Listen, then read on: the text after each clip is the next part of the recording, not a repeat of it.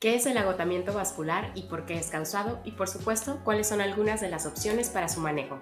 Soy la doctora Pris Villalbazo, nefróloga, y si aún no te suscribes a mi canal, te invito a que lo hagas en este momento. Comenzamos. El agotamiento vascular es una complicación de personas que se encuentran en hemodiálisis, que consiste en perder la posibilidad de colocar un catéter o fístula para continuar su tratamiento en los sitios más comunes y fácilmente accesibles en los vasos sanguíneos siguientes: yugulares internas, yugulares externas, subclavias y femorales. Literalmente se quedan sin sitios para que se pueda colocar un catéter.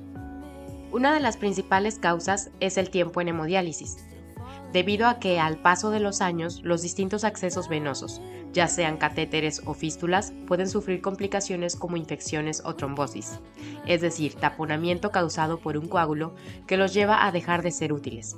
Es frecuente que se requiera usar otro sitio para colocar un nuevo acceso venoso.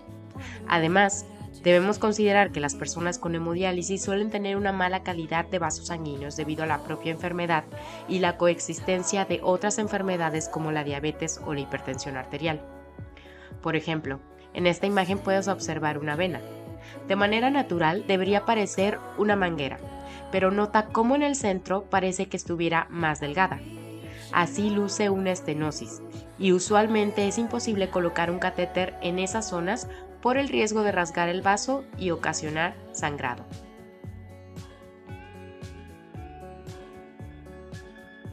El primer recurso a utilizar son vasos que se encuentran en partes más profundas del cuerpo, a donde solo se accede con técnicas muy especiales que además requieren un entrenamiento especial, por lo que normalmente no es un procedimiento realizado por el nefrólogo, sino por el angiólogo.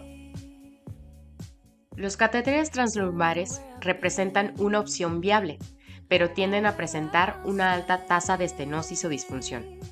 Puede crearse además una especie de conexión desde la vena safena, colocarse algún tipo de injerto, pero igualmente tienden a presentar complicaciones que los llevan a dejar de funcionar.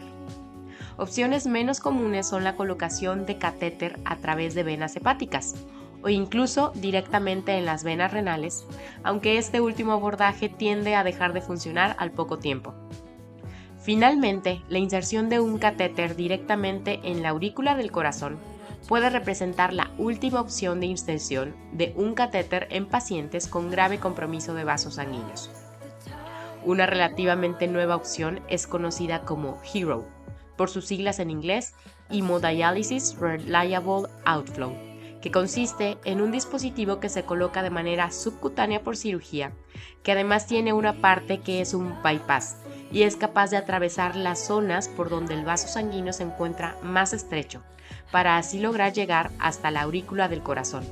El dispositivo termina funcionando de manera muy similar a un injerto para hemodiálisis. Hasta aquí el video del día de hoy. Espero que les sea de utilidad. Si es así, no te olvides de dejar un like. Hasta la próxima.